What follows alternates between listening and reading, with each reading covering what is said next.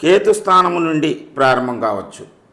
కుజస్థానం నుంచి ప్రారంభమైతే అతని యొక్క సంపదకు, నాలెడ్జ్కి, ధైర్యం, సాహసము, ఉత్సాహము, అతనిలో ఉండేటువంటి ఈ కాన్ఫిడెన్స్ లెవెల్స్ వలన అతను భయం లేకుండా తన యొక్క కార్యక్రమాలు నిర్వర్తిస్తూ అభివృద్ధిలోకి వస్తాడు.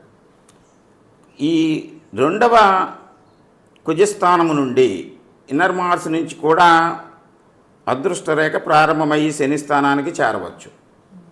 ఇక్కడ మనం వంశపారంపర్యంగా పొందినటువంటి సంపద కానీ ఎసెట్స్, ఆ సంపద నుంచి అభివృద్ధిని తీసుకునే విధంగా మనం ఈ అదృష్టరేఖని గమనించవచ్చు. మార్స్ 2 అరచేతి మధ్యలో అంటే శిరోరేఖకు దిగువలో కేతుస్థానము నుండి అదృష్టరేఖ ప్రారంభమయ్యి శని స్థానానికి చేరితే, అంటే అక్కడ వయసుని మనం తీసుకోవాలి.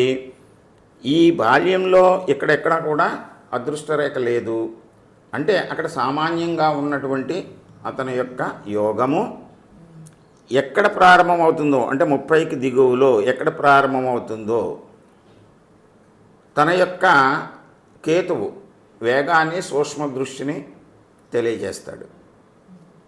ఆ సూక్ష్మ దృష్టితోటి తను పొందినటువంటి జ్ఞానాన్ని ఉపయోగించి ఏ వయసులో అది స్టార్ట్ అవుతుందో ఆ వయసులో స్వయం ప్రతిభతోటి అతను రాణించేటువంటి అవకాశం ఉంటుంది ఆ జాతకుడు.